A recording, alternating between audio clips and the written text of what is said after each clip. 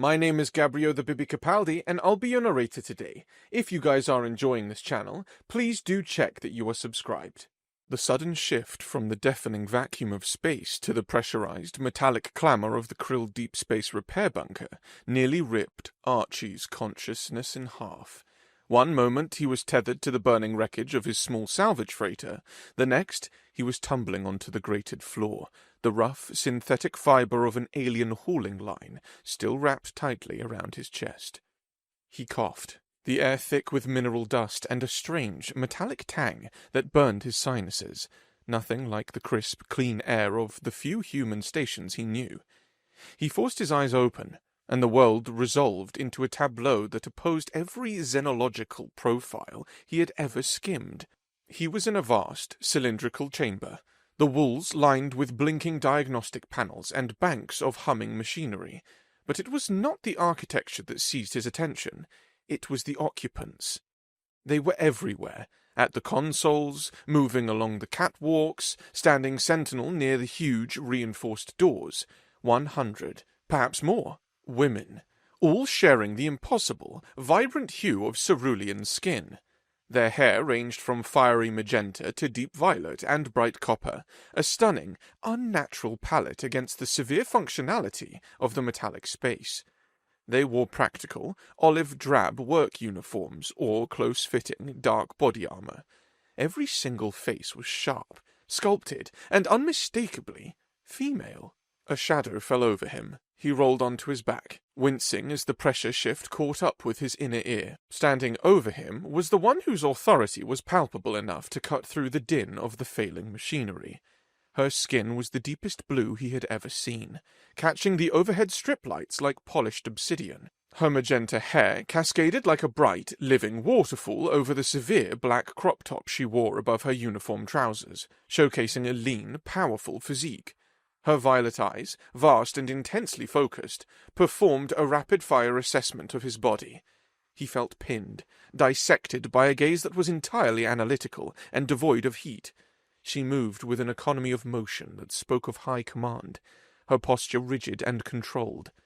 This was Commander Zyphine, Archie surmised, based on the defense of the Kryll surrounding them. Zyphine crouched, maintaining a slight, unnerving distance. She extended a slender, blue-skinned finger and tapped the exposed skin of his forearm right where the sleeve of his simple green t-shirt ended. The contrast between her smooth, alien blue and his rough, tanned human skin was stark. Her first internal assessment was a rapid, data-driven cross-reference. Morphology deviates from standard genetic profile, secondary sexual characteristics present. Historical classification required. "Biological scan is complete," she stated, her voice a low, resonant murmur, completely flat and devoid of inflection.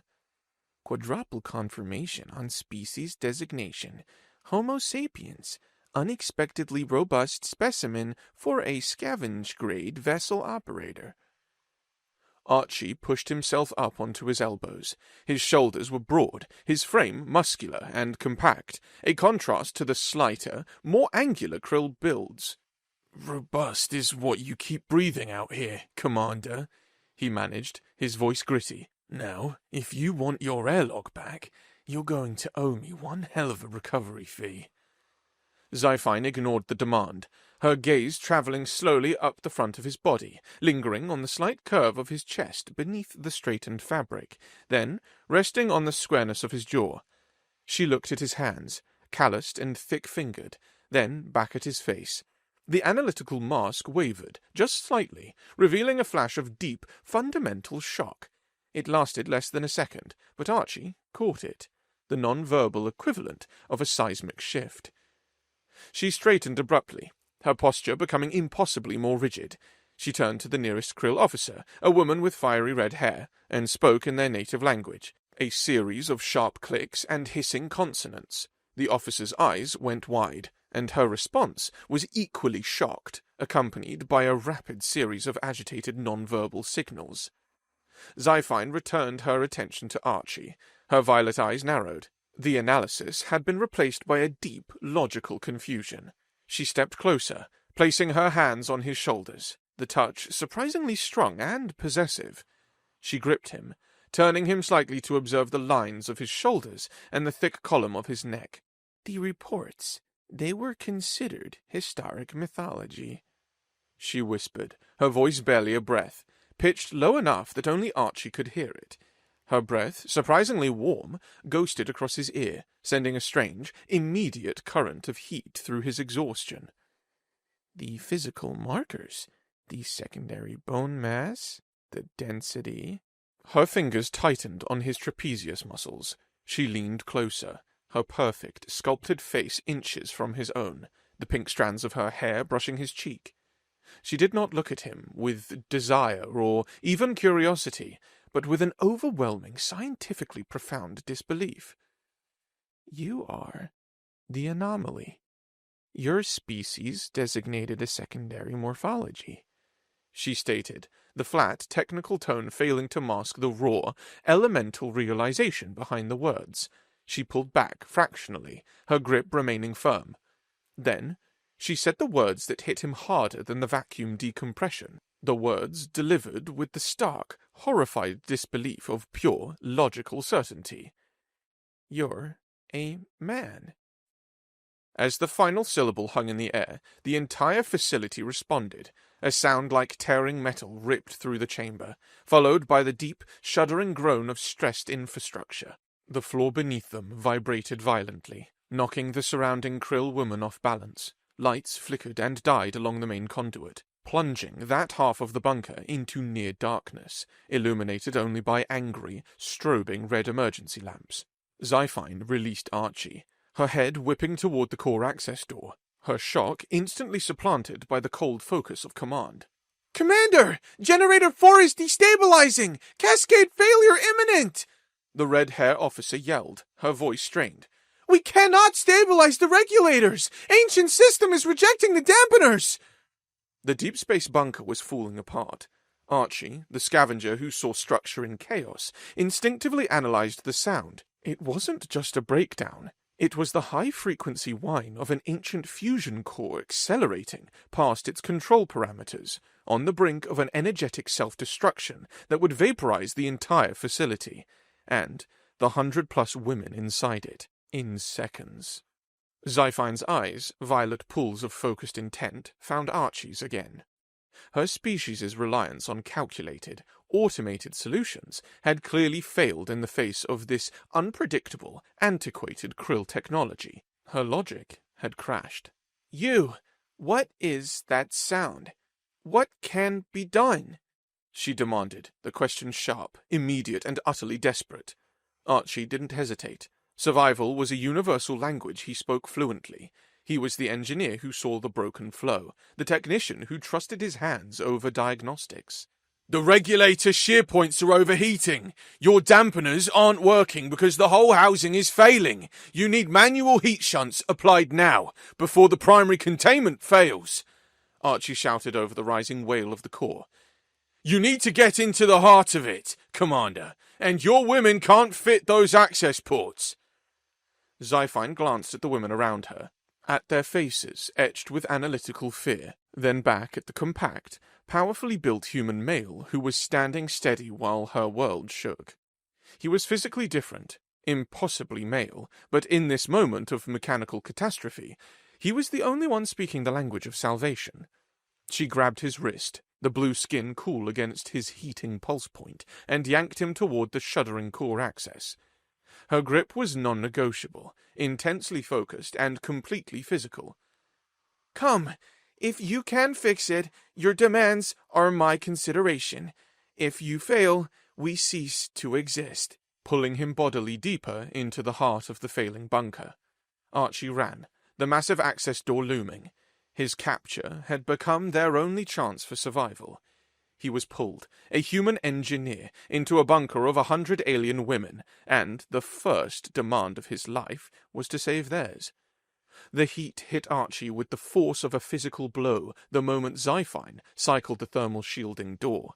It was a searing, dry heat, saturated with the coppery tang of ionized metal and the sharp, invisible radiation bloom leaking from the core. He immediately felt the tightening in his chest, the unique physiological alarm bells of a human body confronting excessive thermal load. "The access conduits are here," Zyphine directed, pointing to a narrow, darkened shaft angled steeply into the ground, barely wide enough for one person to crawl through. She was already stripping off her outer armor, revealing the taut, athletic muscle beneath her blue skin. The Kryll were bred for cool, calculated efficiency. This level of thermal output would quickly incapacitate them. "Your women won't last 5 minutes in there, Commander," Archie gasped, already sweating. The light t-shirt was instantly slick against his skin. "I need tools, heat-resistant ones, and dampening paste, if you have it." "The Kryll are equipped with precise remote manipulators," Zyphine stated, handing him a kit of articulated, finger-thin instruments. Her voice was strained, fighting to maintain its composure against the encroaching heat. "Our physical intervention is not required. The repairs are too nuanced for crude muscle memory." Archie shoved the delicate tool back into her hands. "Nuanced? Commander, the core is screaming. It needs brute force applied with intelligence. Your manipulators are too slow. I need a conductive alloy hammer, a chisel, and some heavy-duty polymer cord. The stuff you use for structural bracing. And safety tethers. Now!" Zyphine stared at him, her violet eyes flashing with annoyance at the disregard for her superior technology. But the rising wail of the core offered no time for argument. She barked orders to the 2 nearest Kryll technicians, who rushed to retrieve the unorthodox, primitive supplies. While they fetched the materials, Zyphine secured a thick, braided polymer tether around Archie's waist. Her hands worked with clinical speed, but her touch was firm, purposeful. As she adjusted the tension, her knuckles brushed the bare skin of his flank. A flicker of something crossed her face. Not attraction, but the continued, deep-seated astonishment at the alien physicality of him. "The core regulator is housed in a triaxial conduit, down 40 meters. You must apply the heat shunts to the 2 lateral stress points indicated on the schematic," Zyphine explained, projecting a holographic diagram onto the wall. "If you apply the force incorrectly, the resultant shockwave will breach the containment field entirely. This is a one-time opportunity." "I see the flow, Commander. I don't need the schematic," Archie retorted, already pulling the leather work gloves onto his hands. They felt stiff and inadequate against the heat. He collected the requested tools, a solid chunk of alloy, a makeshift chisel, and the roll of cord.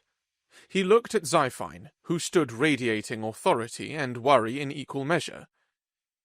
"You are the anchor, Commander.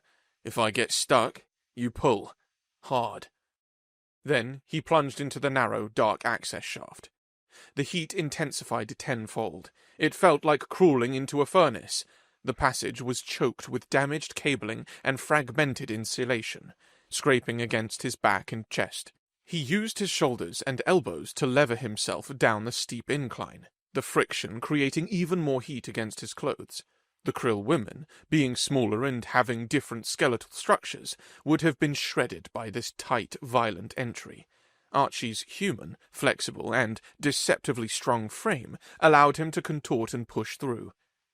After what felt like an eternity, the shaft opened into a small maintenance alcove directly beneath the massive, cylindrical core housing. The air here was almost liquid with heat. The sound was overwhelming, a throbbing bass mixed with a razor-sharp shriek. The core housing was glowing a dull, angry orange. He could see the stress fractures, thin, glowing lines running along the main regulator collar, exactly where Zyphine had indicated. The ancient Kryll material was warping, and the automated repair dampeners were little more than smoking coils of useless wire. He pulled himself flush against the wall and signaled with a sharp tug on the tether. "I'm in." Zyphine's voice came crackling through the embedded comms. "Archie, we are holding containment at 11.2% capacity.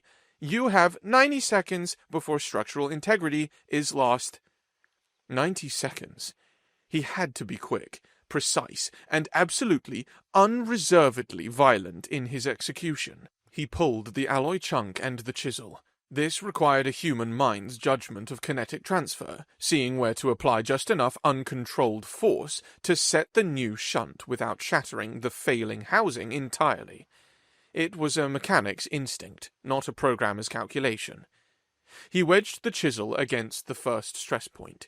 He raised the heavy alloy piece, his muscles straining against the immense heat and the awkward angle. He swung, relying on the raw, primal mechanics of his human arm and shoulder, a movement refined over millennia of tool use and kinetic mastery. The impact sent a jarring shockwave up his arm. A shower of sparks erupted. The core wailed louder, reacting violently to the sudden, focused impact. Archie didn't pause. He shifted the chisel, slammed the alloy piece again, forcing the material to yield and create a stable seat for the heat shunt. The process was messy, uncalculated, and incredibly effective. Warning! Internal pressure surge. Archie, your biometrics are critical. Egress now! Zyphine's voice was sharp with alarm. Not yet, Archie roared, his voice hoarse. He could feel the blood pounding in his ears, the sweat stinging his eyes, the heat soaking into his muscles.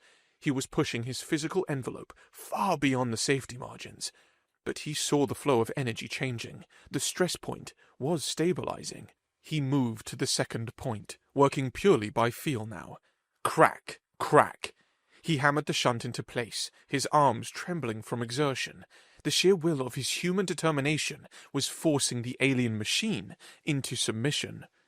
As he finished the final strike, the shrill wail of the core dropped immediately, replaced by a deep, powerful hum, the sound of a system under control. A green indicator light flickered on the housing above him. He collapsed against the wall, his lungs burning, his vision swimming. The human physiological alarm was screaming at him. He was overheating, depleted, near collapse. Archie! Status report! Zyphine demanded, the urgency replaced by a breathless, intense focus. Shunts applied. Housing stabilized. Pull me out, Commander, he whispered before the darkness of exhaustion claimed him. Above, Zyphine stared at the terminal. Containment had jumped back to 98%. The cascading failure was averted. The unthinkable, crude manual intervention had worked, saving the entire facility. She stared at the biometric readout. Archie's heart rate was dangerously erratic, his core temperature critically high. But the system he had touched was purring. She yanked the tether, pulling the human male, who had just performed an act of engineering beauty through violent, intuitive force, out of the fire. As his unconscious, smoke-stained body was dragged onto the cooler floor, she looked down at his scorched, powerful hands.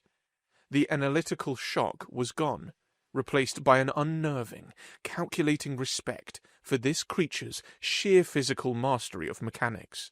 Archie was returned to consciousness by the sensation of cool, synthetic gel being spread across the minor burns on his forearms and torso. He was lying on a low, narrow cot in a strictly antiseptic medical bay, and the dry, metallic Kryll air had been replaced here by filtered, humid oxygen that felt like silk in his lungs. He sat up, his muscles aching with the deep, satisfying burn of overexertion. Zyphine was standing near the foot of the cot, watching him with an unnerving stillness. She was no longer dressed in her tactical gear. She wore a simple, close-fitting uniform of dark grey that emphasized the severe grace of her blue form. Beside her, a pale-haired Kryll medic was finalizing a scan on a small handheld device. Biometrics are returning to acceptable parameters. Core temperature has dropped 8 degrees in the last 12 cycles, the medic reported, her voice as flat and emotionless as Zyphine's usual tone. Remarkable recovery rate for the trauma sustained.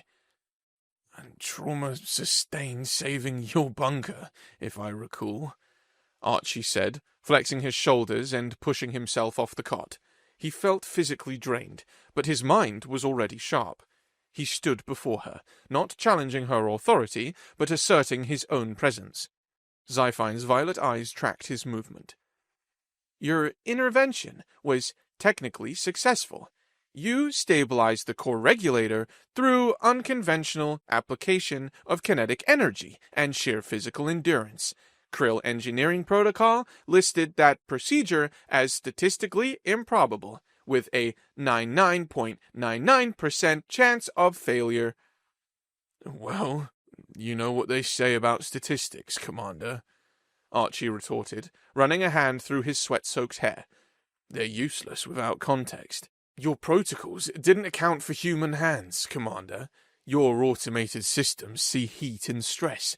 I see the warp and the flow. That's the difference. He looked directly into her eyes, leaning in slightly, forcing the high-status commander to hold his intense gaze. Now, back to the fee. You yanked me out of a salvage claim and nearly vaporized me. My price just went up. And I need a shower, fresh clothes, and a meal that doesn't taste like pressurized protein slurry. Zyphine maintained her rigid posture, but her jaw tightened slightly, a non-verbal indicator of annoyance that Archie filed away. He was hitting a nerve by introducing the messy, unpredictable human factor of negotiation into her controlled, duty-bound world. You are currently classified as a high-value asset, Archie, not a private contractor, she countered, stepping closer, closing the distance he had just established. The air between them suddenly felt charged, shifting the dynamic from purely professional to intensely personal. Your continued presence is required for xenological assessment, given the unique compatibility of your physiology with our ancient power systems. Xenological assessment? I'm not a pet rock, Commander. I'm an engineer, Archie countered, refusing to back down. He could feel the heat radiating off her blue skin, a subtle warmth that was contrary to her cool demeanor. If you want my continued cooperation, you need to treat me like a sentient being capable of making choices, not a wrench with legs. He deliberately took a step back, breaking the intense proximity. He noted the slight, involuntary clenching of her hands at his sudden withdrawal, another nonverbal cue of her deeply ingrained need for control. I require privacy and dignity, Commander. I just saved your entire facility. Let me wash the core exhaust off my skin, he stated firmly, turning his back to her, an act of pure human arrogance and trust that defied the Kryll status dynamics. Zyphine paused, her lips, a delicate, darker shade of blue than her skin, parted slightly, but she quickly closed them. His confidence, his unyielding demand for respect, despite his captured status, was a variable she could not logically compute. The cleansing facility is in Annex Gamma. You will be escorted, she stated finally, the concession a victory for Archie. Do not attempt to access any systems. You are not yet integrated into the security matrix. Understood. Just point the way. A security officer, a tall Kryll woman with shimmering copper hair, stepped forward. Archie followed her, but as he reached the door, he glanced back. Zyphine hadn't moved. She was watching him, not with suspicion, but with a deep, consuming curiosity, like a scientist watching a chemical reaction that defies the textbook. The cleansing facility was a small, tiled room. Archie stripped off his clothes, tossing the ruined, soot-stained t-shirt onto the floor. He stepped under the spray. It was a high-pressure, slightly chlorinated jet that felt abrasive, but effective. He scrubbed the grime from his skin, the heat from the core slowly leaching out. He reveled in the clean, powerful feeling of his human body, the dense musculature, the flexible joints, the distinct physicality that had saved them all.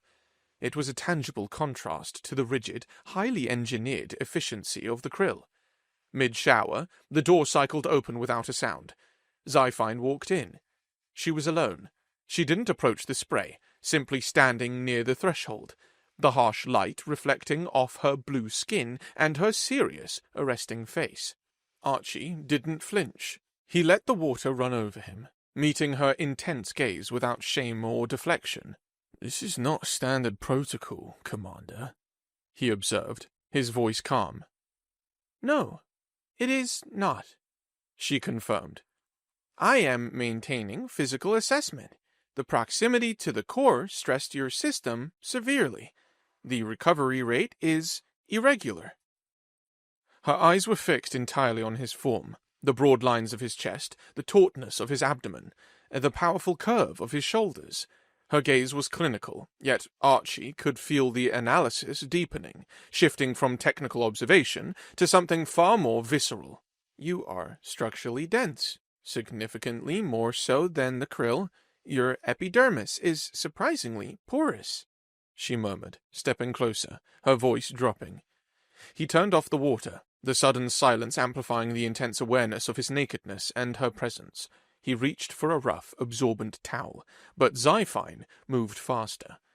She closed the final gap, stopping just inches from him. She did not touch him, but she leaned in, her gaze dropping to the scar tissue on his ribcage from an old docking accident. "Why?" she asked, the single word a quiet, raw demand for knowledge. "Why are your hands capable of understanding that machine where ours fail? Your species is primitive. Logically, your methods should be redundant." "Because we're adaptable, Commander," Archie explained, his voice low and firm. "We learn, we break, we fix, we feel, and sometimes you need a little bit of beautiful, messy chaos to fix a problem too clean for logic." He was entirely exposed, physically and conceptually. She reached out, her cool blue fingertip tracing the line of his collarbone, then gliding down the wet, hair-roughened skin of his chest. It was a purely objective touch, yet the coldness of her skin against his warmth sent a sharp, undeniable wave of desire through him. Zyphine's violet eyes widened marginally, reacting to the sudden, visible spike in his immediate physiological response, a flush of color beneath his skin, the slight increase in his breathing. "Your biosignatures are highly volatile, unstable," she murmured, her voice catching on the word. Her hand remained on his chest. "But the machine accepted your volatility. This requires further analysis." She let her hand drop, but the space where she touched him felt charged. The scientific detachment was beginning to fray, challenged by the raw, tangible fact of his human male body. She turned abruptly, her movements sharp and deliberate. "Dry yourself. You will be debriefed and quartered near the core axis. Your value is now too high to risk unnecessary movement." She left as silently as she had arrived, leaving Archie standing in the humid air, his body thrumming with the unexpected, intense confrontation. He hadn't just saved the core, he had introduced an unstable, compelling variable into the commander's controlled reality. Archie was settled in his new quarters, a utilitarian room adjacent to the main core conduit, furnished with only a cot and a small workstation. The proximity was a clear indicator of his new, precarious status, essential infrastructure. The only thing they gave him that was truly human was a stack of rough, dark brown uniforms that surprisingly fit his broad frame perfectly. The quiet hum of the now stable core was a constant, low throb in the walls, a mechanical pulse that had become the heartbeat of the bunker. Hours later, the peace was shattered. A secondary system, one of the smaller interconnected power regulators, designed to handle auxiliary life support, began to whine, its frequency climbing dangerously. It was a familiar, horrible sound of catastrophic mechanical protest. Archie was out the door in an instant, sprinting toward the access point.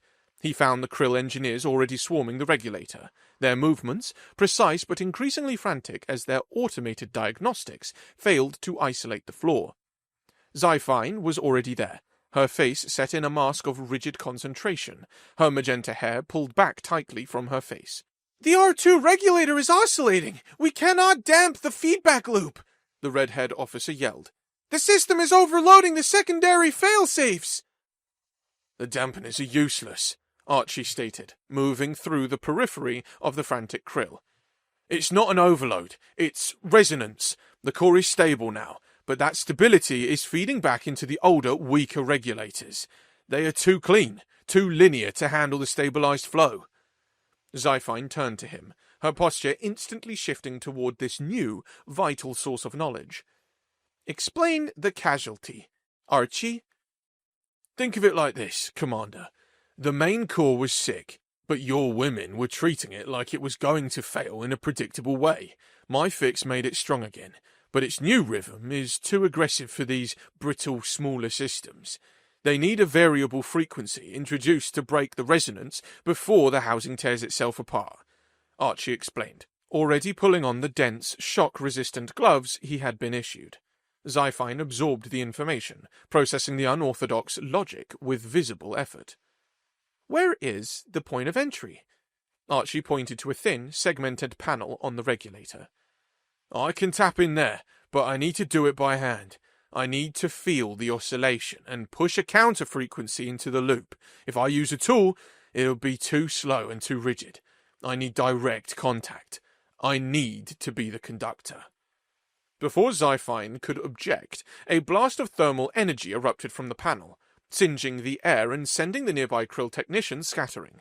The regulator was beginning to rupture. I'm going in, Archie yelled. He jammed his gloved hand into the access gap, forcing his fingers against the exposed, pulsing wiring. The sensation was immediate and overwhelming, a violent, physical hum that vibrated up his arm and into his chest. He could feel the destructive rhythm of the machine, the rigid, logical frequency that was tearing it apart.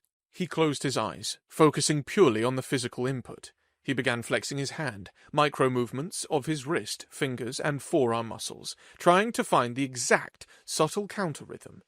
He was using his entire body, his nervous system, and his inherent human motor control to physically break the machine's destructive pattern. A visible shimmer of energy sparked around his hand, a soft blue corona forming around the contact point.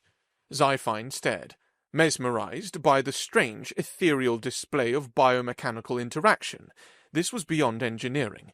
It was a form of conductive physical art. After 30 agonizing seconds, the whine of the regulator dropped.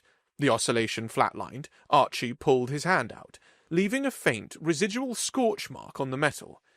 He leaned against the wall, breathing heavily, the blue corona fading slowly from his skin. Stabilized, he confirmed, exhausted but triumphant. He was immediately surrounded by xenobiologists, not engineers. They descended on him with scanners, ignoring the now safe regulator. Zyphine approached, her face pale beneath her blue skin. What was that energy, Archie? The field around your body? Just static build-up, focused energy. He lied, though he didn't really know. All he knew was his body had sung to the machine. Suddenly, the pale-haired Kryll medic from the previous day rushed forward, gripping Zyphine's arm with startling force. Commander, the analysis is complete. We have correlated the R2 stabilization event with the primary core repair, she exclaimed, her voice frantic, breaking the calm facade of the Kryll command structure. His body chemistry, his physiology, is not just compatible, it is essential. Zyphine snatched the datapad from the medic, her violet eyes scanning the dense text. Her posture stiffened further, locking into absolute disbelief as she read the xenobiological report. Archie watched her, seeing the moment the scientist gave way to the commander, and then to something far more fundamental. This report indicates that the stability achieved during both interventions is directly correlated with the spike in his testosterone-based hormonal signatures and his unique neurological connectivity to the power field. Zyphine read aloud, her voice tight with controlled shock. She looked up at Archie, the truth of the ancient Kryll technology, and the deep flaw in her own matriarchal line hitting her. The original Kryll core designers, they built the core to interface with a specific, stable male physiological presence. The Kryll male of that era, she whispered, the revelation echoing through the silent chamber. The female line, in its millennia of isolating genetic selection for logical stability, engineered out the subtle, high-frequency biological output needed to stabilize the core's volatile energy flow. She took a step closer to Archie, her entire being vibrating with the seismic shock of the discovery. Her logic, her history, and her entire civilization's understanding of itself were crumbling. You are not just an engineer, Archie. You are the missing piece of the machine, the biological key, Zyphine stated, her voice dropping to a low, raw intensity. Your human male biology possesses the ancient, lost hormonal and neural stability required to conduct and control our most critical, fundamental technology. The truth was laid bare. Archie's gender, the very thing that made him an anomaly, was the evolutionary advantage that made him the only living being capable of saving their civilization's infrastructure. The human male, deemed an unstable relic by the galaxy, was the bedrock of Kryll power. Zyphine lowered the datapad, her expression a complex mixture of scientific triumph and existential dread. Her violet eyes met Archie's, and the analysis was gone. There was only the realization of a catastrophic species-level need. We culled the male line centuries ago for its perceived volatile aggression, she continued, the words heavy with historical tragedy. We made a logical error that now threatens the entire fleet. You are the correction. She reached out, touching the scorch mark on his glove, her cool blue skin pressing against the fabric. Her touch was no longer clinical. It was possessive, desperate, and laden with the weight of galactic responsibility. The Council must be informed. This is not about repair, Archie. This is about survival. Your biology is the essential infrastructure. The power of the entire Kryll civilization now rested in the unique, physical fact of his human maleness. The debriefing was not a meeting. It was a silent, intense spectacle. Archie sat in a reinforced consultation room, watching a massive holographic projection of the Kryll Fleet Council, a dozen severe, aged Kryll women, their faces etched with centuries of rigid control, all projected in terrifying three-dimensional clarity. Zyphine stood beside Archie, radiating authority and tension. The Council reviewed the xenobiological data and the footage of Archie's second electrokinetic intervention, where his human body had acted as a biological frequency dampener. The silence that followed the presentation was heavier than any argument. The eldest councillor, a woman with bone-white hair and glacial eyes, finally spoke, her voice amplified and distorted by the projection. Commander Zyphine, the data is conclusive. The structural integrity of the entire Kryll operational infrastructure is tied to this specific high-frequency output of the human male morphology. Correct, eldest, Zyphine confirmed, her voice tightly controlled. The human male is the only known source of the genetic variable capable of stabilizing the ancient Kryll technology.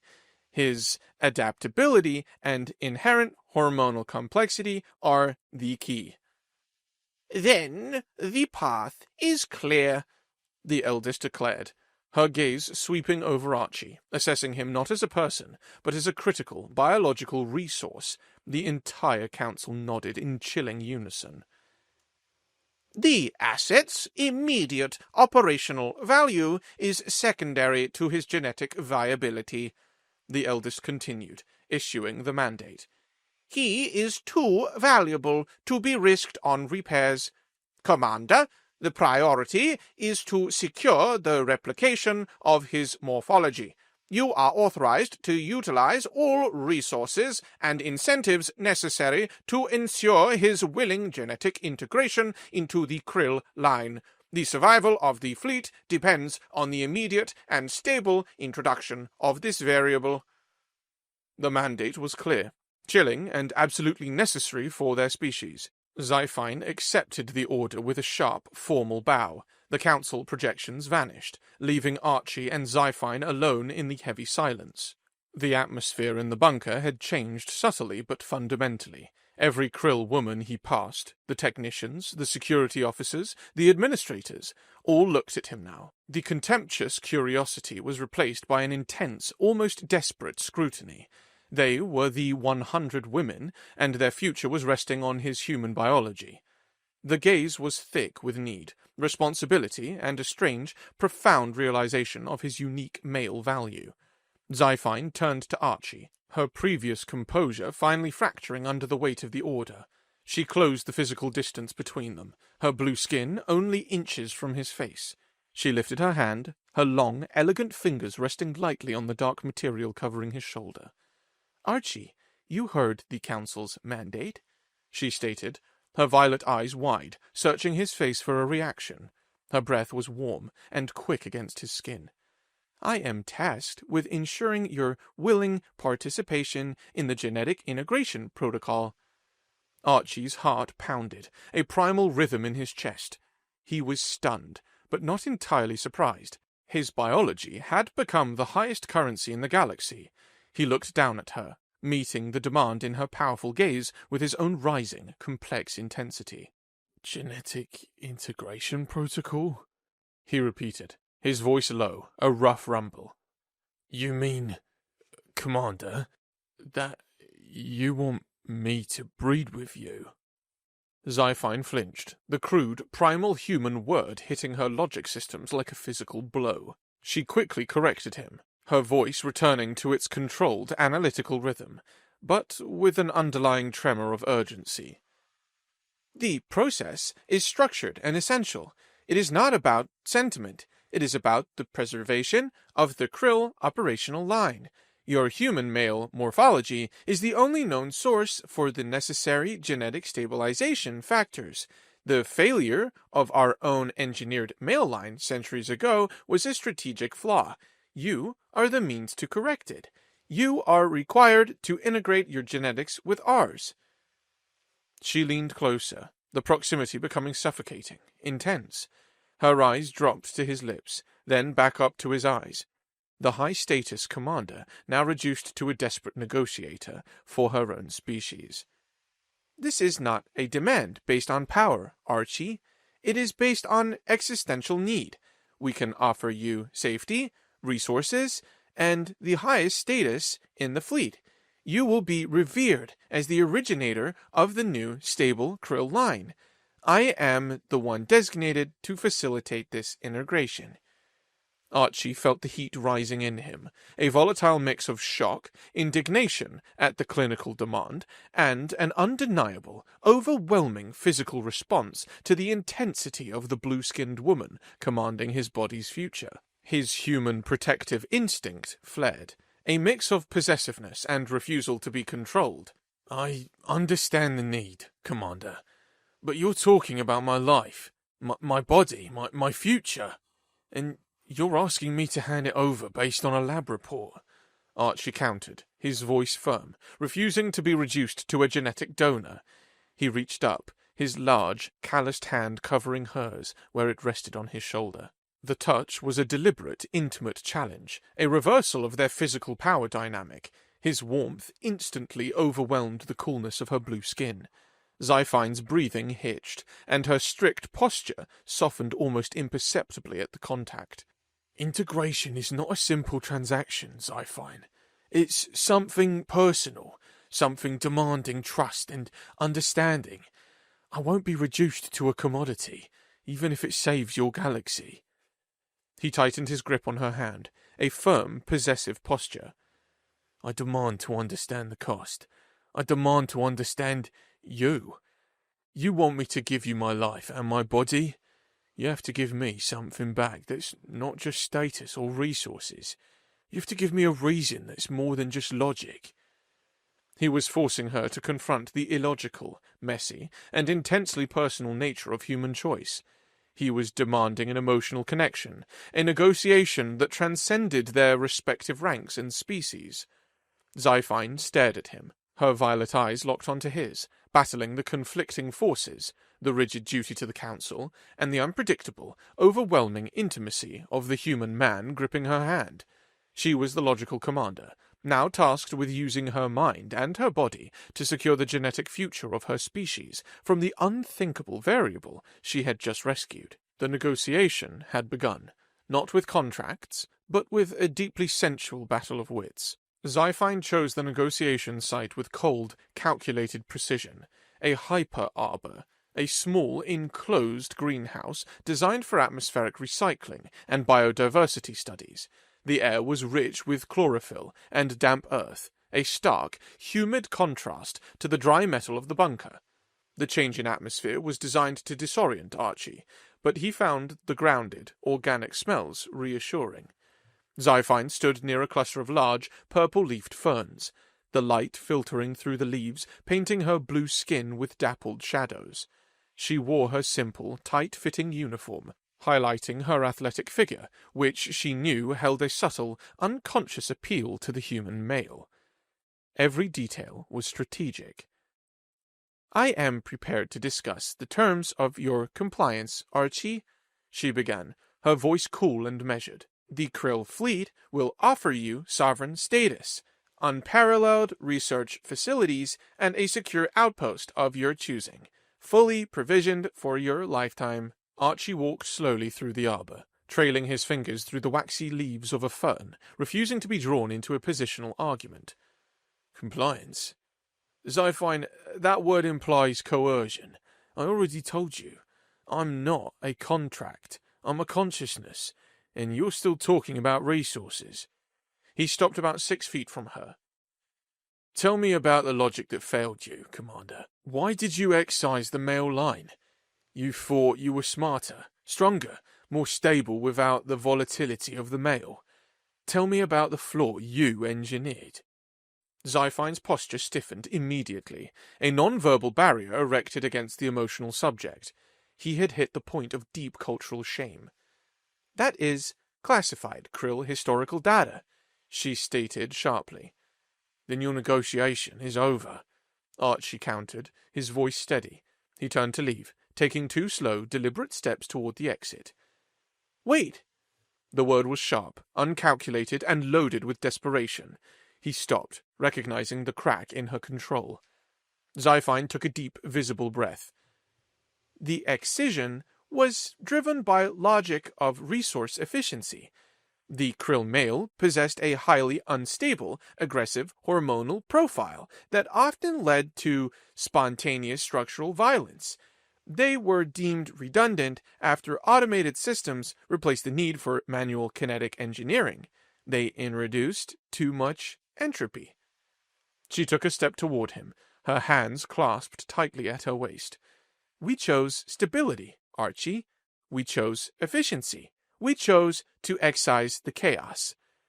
And you bred a generation of technicians too rigid to save themselves," Archie concluded, turning fully back toward her.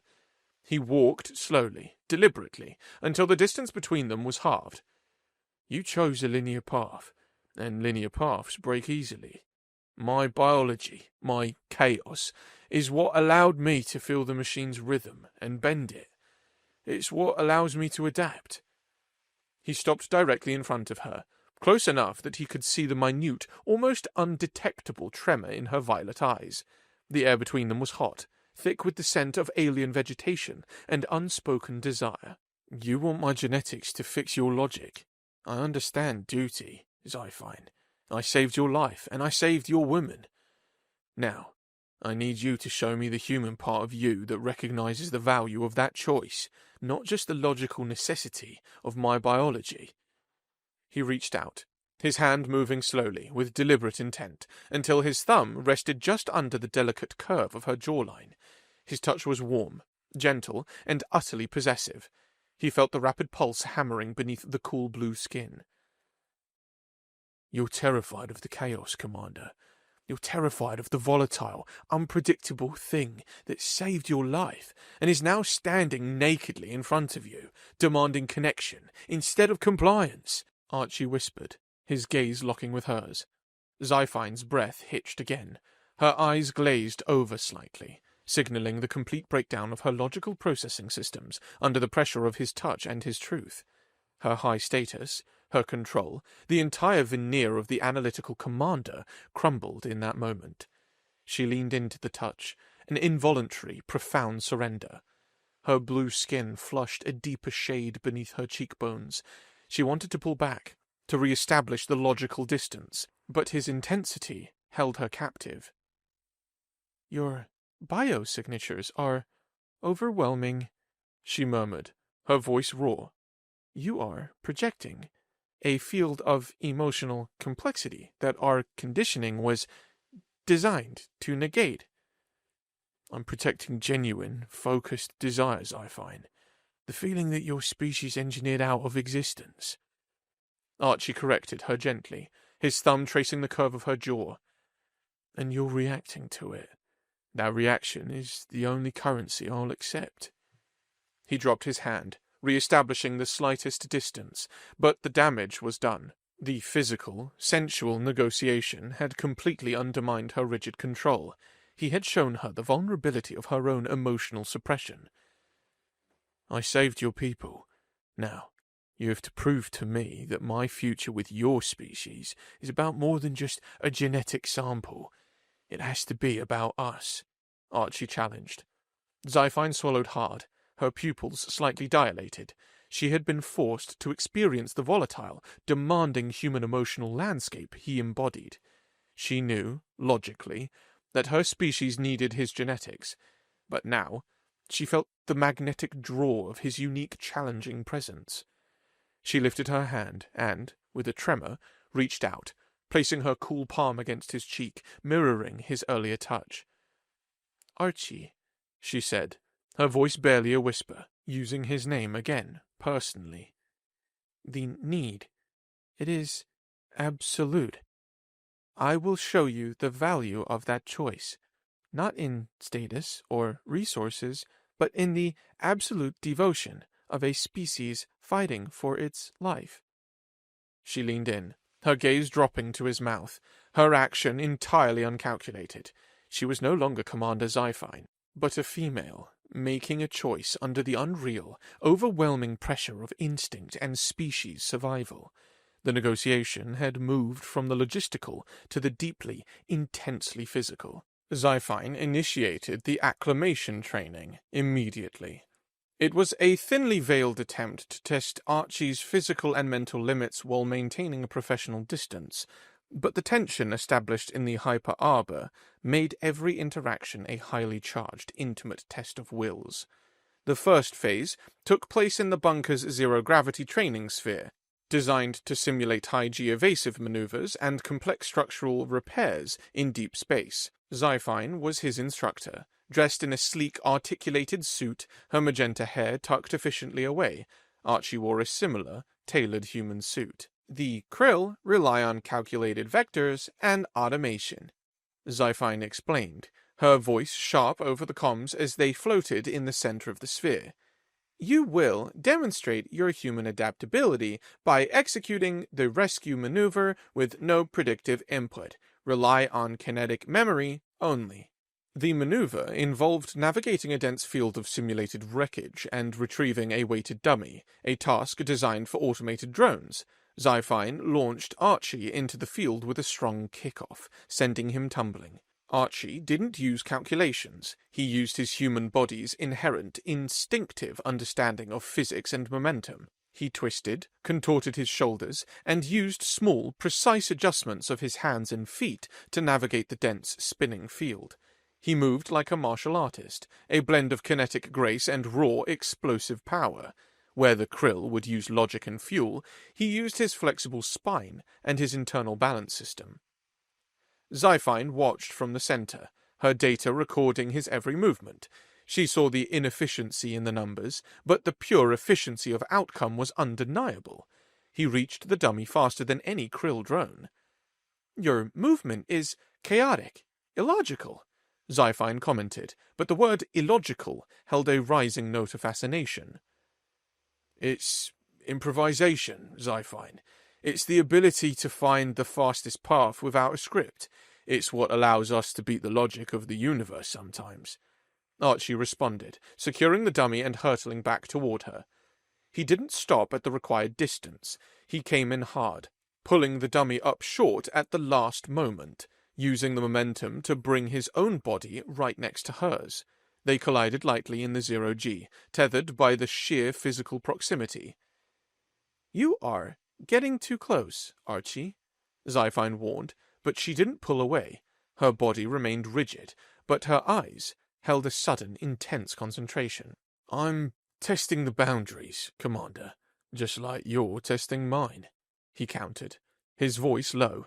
He adjusted his position, his torso pressing lightly against hers in the fluid environment. Zyphine's respiration rate spiked, a clear reading on his monitoring interface. She quickly corrected her internal temperature control. "The next phase requires navigating the primary core's auxiliary conduits. It is cramped and requires physical dexterity and extreme focus." The second phase was the most challenging, navigating the deepest, most difficult-to-reach sections of the core conduit, the same volatile territory he had entered in Part 2. This time, there was no emergency. It was about precision. The conduit was a narrow, twisting tunnel, requiring full-body contortion to progress. Archie went first, his broad shoulders and hard physique scraping against the insulated walls. "Your progress is acceptable. Note the stress fracture on the upper right bend. That is the area that required the human kinetic correction," Zyphine instructed from the entrance. "You want to come in, Zyphine? I want you to feel the space I had to work in," Archie challenged, his voice amplified by the close space. "You can't understand my solution until you understand my physical problem." Zyphine hesitated, but the scientific imperative was too strong. She stripped down to a thin layer of specialized coveralls and slid into the conduit behind him. The space was impossibly tight for two. Zyphine's smaller frame followed his, but the closeness was immediately intense. They were pressed belly to back, shoulder to shoulder, as they navigated the tight twists. Archie felt the cool, smooth skin of her back pressed against his chest, the rhythmic push of her legs against his own as she leveraged her way forward. He stopped suddenly at the tightest curve, forcing her entire body to press flush against his. "This is the fracture," Archie said, his voice a low rumble right near her ear. "This is where I had to anchor my feet and brace my back to drive the shunt home. I had to become part of the machine, Zyphine." He reached up, placing his hands on the cold metal surface. He then reached back, deliberately guiding her hands to the same spot. His large, warm hands completely enveloped her slender, cooler ones against the metal. The feeling was electric, amplified by the confined, dark space. Zyphine's breathing quickened, the sensation of his powerful body flush against hers, his breath on her neck, his hands covering hers. It was overwhelming. It was the volatile, sensual chaos she was conditioned to reject. "The protocol dictates spatial separation for optimal analysis," she whispered, her voice strained. "The protocol failed.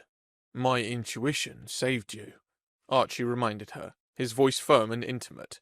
He shifted his hips slightly, a movement designed to increase the physical contact, emphasizing the sheer difference in their forms. He felt her body tense, then, shockingly, relax into the contact. He was not just pressing her, he was supporting her in the confined space. The commander was submitting to the physical necessity of the male structure. "You are a constant source of physiological disruption," Zyphine muttered, not as an insult, but as a scientific observation laced with rising desire. Archie used the intimacy to press his advantage. He maintained the contact, letting his protective warmth and his sheer physical presence communicate his intent. He was proving that his presence was not just a genetic necessity, but a sensual, physical experience that exceeded her species' logical capacity. He remained there, holding her close in the dark, confining space, until her initial tension melted into a low, sensual tremor against him. This was the final, most dangerous phase of the training, understanding that human excellence was not just in their hands, but in their capacity for passionate, protective connection. The training in the conduit broke the last vestige of Zyphine's analytical control. The proximity, the shared vulnerability in the dark, and the continuous pressure of Archie's determined intimacy had forced her highly controlled system into a state of acute, focused desire. The commander's logic had crashed, giving way to the fundamental, undeniable drive to connect with the source of the necessary biological variable. The climax arrived hours later. Back in Archie's quarters, he was sitting on the edge of his cot, reviewing the conduit schematics, a final professional gesture before rest. Zyphine entered without a word. She was no longer in her uniform. She wore only a thin, dark silk robe, its material catching the light on her blue skin. Her magenta hair flowed unbound around her shoulders. Her posture, usually ramrod straight, held a subtle magnetic curve. She stood by the door, her violet eyes intense, searching.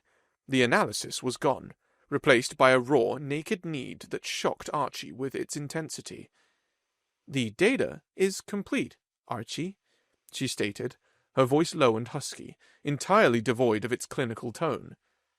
"I understand the need for the human factor, the emotional investment. I understand that your participation requires reciprocity that transcends mere status. It requires desire." She walked toward him, her movements slow, deliberate, and entirely self-possessed. This was no longer duty. This was a personal choice, driven by an internal revolution. She stopped directly in front of him, the hem of her robe brushing his knees. "The Council mandated that I secure your cooperation through all available means. I have exhausted the logical incentives," she confessed, her lips curving into a slight, unfamiliar expression of surrender. "I am now utilizing the required human, illogical incentive." She reached out, placing both her cool, blue hands on either side of his face. She tilted his head, forcing him to meet her gaze, but this time the purpose was connection, not command. "The data shows that the hormonal surge that stabilizes the core is linked to your high-frequency physiological states, states of extreme duress and states of extreme intimacy," she whispered, her breath soft against his lips. "I require a verification of that secondary hypothesis, Archie." Before he could answer, Zyphine leaned in, closing the distance between them. Her kiss was a revelation, not a tentative exploration, but a sudden, total claim. Her lips were surprisingly soft and pliant, but the pressure was absolute, driven by the immense, focused intensity of her will. She kissed him with the single-minded focus of a strategic commander executing a critical maneuver. Archie responded with an immediate, overwhelming force of his own.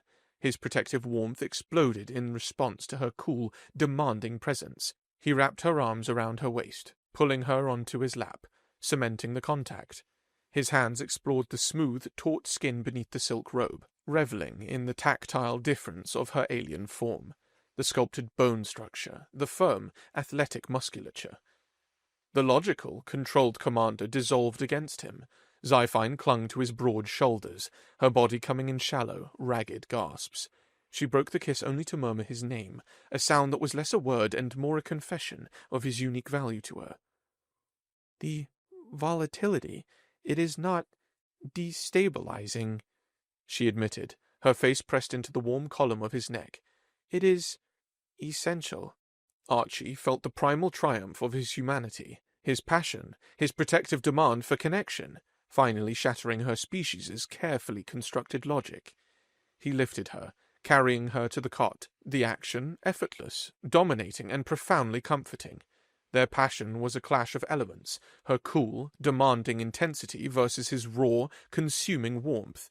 Archie was grounded, protective, using his strength to hold and anchor her. Zyphine was analytical, even in her passion, exploring him with a focused, almost desperate curiosity, unraveling the mystery of his human form with her hands and her mouth. The sensual encounter was not a gentle seduction. It was an intense, high-stakes negotiation where every touch was a demand for acknowledgement, and every caress was a confirmation of her surrender to the illogical necessity of his unique biology. She wanted to absorb his volatility, to integrate his chaos into her being. As their intimacy reached its fever pitch, a strange thing happened. Archie felt a similar powerful surge, not of pain or exhaustion, but of pure, concentrated energy radiating from his core. It was the same electrokinetic surge he felt when he corrected the regulator, but this time it was driven by the deepest emotional and physical connection. The surge emanated a faint, distinct biostabilization frequency. A faint blue light emanated from the point of contact where Zyphine's smooth, cool body was pressed against his warm, flushed skin. Simultaneously, the subtle, low hum of the core deep within the bunker walls changed. It didn't waver. It deepened, becoming smoother, more resonant, and significantly more powerful.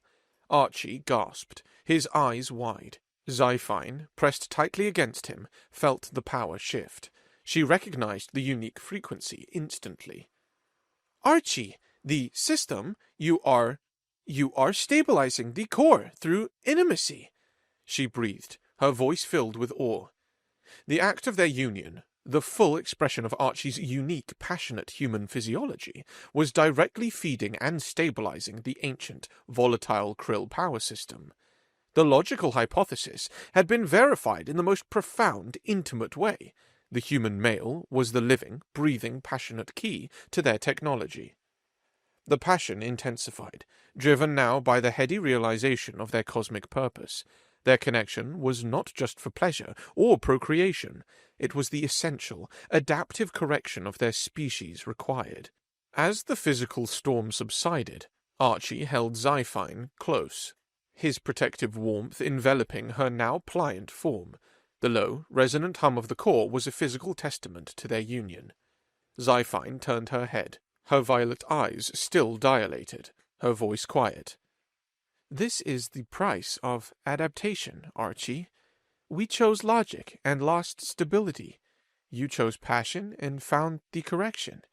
I understand now. This is not about a genetic deposit. It is about a permanent, fundamental merger." The emotional barrier had fallen, replaced by a powerful, sensual, and technologically vital connection. The volatile human variable had been accepted. The serenity of the newly stabilized bunker lasted only a few hours. The sudden, powerful surge in the core's operational stability did not go unnoticed across the star systems. The very efficiency Archie had created became a beacon for those who sought to claim the unique biological key for themselves. The alarm, klaxons, blared, a harsh, immediate sound that snapped both Archie and Zyphine instantly into command mode. "Breach! External perimeter violation on Sector Gamma!" The red-haired officer, Commander Amira, screamed over the comms. "They're targeting the core proximity annex! Archie's location!" Zyphine, already clad in fresh tactical armor, didn't hesitate. Her mind, now operating with the added, focused clarity provided by her union with Archie, was instantly sharp. "Archie, get behind the power console. Amira, dispatch Security Team 1 to create a perimeter. They are after the asset, not the base." Archie pulled on his brown uniform and grabbed a heavy, blunt maintenance rod, the same alloy he had used as a makeshift hammer. He had no energy weapons, but he had his human improvisation and kinetic power. The door to the annex burst open, not from external force, but from a precise kinetic charge. 4 figures, heavily armored and bearing weapons, flooded the corridor. They were not Kryll. They were a rival corporate pirate faction, clearly seeking to acquire the rumored biological stabilizer. Zyphine leveled her plasma rifle and opened fire. Her movements sharp, calculated, and deadly. She moved with the fluid, trained grace of a warrior. Archie didn't pause. While Zyphine engaged the 2 front attackers, Archie spotted the third, who was attempting to flank the power console. Instead of looking for cover, Archie launched himself forward. He moved with the unpredictable aggression and low center of gravity agility of a street fighter, a style entirely foreign to the high-G trained Kryll. He didn't fire. He closed the distance, utilizing the weight of the maintenance rod as a blunt instrument. Crack. He sidestepped a laser blast and slammed the alloy rod against the flank of the attacker's heavy armor. The force of the human blow, fueled by raw adrenaline and dense muscle, was enough to buckle the metal, dropping the enemy instantly. Zyphine paused her fire, her violet eyes widening marginally at the brutal, messy efficiency of his attack. Kryll combat was clean, calculated energy transfer. Archie's was pure, aggressive kinetic transfer, a terrifying, efficient display of human violence. Another attacker engaged Zyphine, forcing her back. Archie used the distraction to tackle the fourth attacker, pinning the heavily armored figure against the wall. He used his human flexibility and strength to find the weak points in the suit, ripping open the breathing apparatus with a furious, precise wrench of his arm. The attacker went limp. "You are terrifyingly effective in close combat," Zyphine commented, reloading her weapon with practiced ease, her mind already integrating this new data point. Human unpredictability was a tactical asset. Suddenly, a massive surge of feedback rippled through the corridor. The core conduit, which ran along the floor, began to spark violently. The enemy attackers had managed to plant a high-yield resonance charge on the auxiliary defense junction, the critical point Zyphine was using to coordinate the bunker's defense grid. "The defense junction is overloading! If it blows, the entire local defense grid will collapse!" Amira screamed from the main control room. "I can fix it," Archie roared, running toward the sparking junction. "But I need to get the charge out and apply a counter-frequency. Now!" "No, Archie. It's unstable. Direct physical contact will incinerate your nervous system." Zyphine yelled, running after him. Archie ignored her. He saw the necessity, the catastrophic flaw in the design that allowed such a point to be exposed. He ripped off his thick glove. "It needs the volatility. It needs the stabilizing surge," Archie shouted. "My nervous system is the only thing that can conduct a charge without blowing the junction." He looked back at Zyphine, his face set in a grim mask of resolve. He reached out and grabbed her hand, squeezing her fingers tight. "I told you I'd do more than just fix the machine, Commander. I'll be the bridge." He shoved her back, breaking the contact, and plunged his bare hand into the sparking, volatile junction box. The pain was immediate and absolute, a searing, blinding, white-hot agony that ripped through his entire body. His muscles seized, his jaw locked. He could feel the destructive electrical charge flooding his human nervous system, but he fought it, focusing his entire will on forcing the charge down and out, using his own biology as a grounding rod. A massive, incandescent blue corona erupted around Archie, bathing the corridor in a blinding light. He was screaming, a raw, primal human sound that was instantly cut off as his lungs seized. He was sacrificing himself, his body acting as the adaptive circuit breaker that the Kryll technology had failed to provide. Zyphine stood, paralyzed by the sight, her warrior focus shattered by the immediate, devastating cost of his human sacrifice.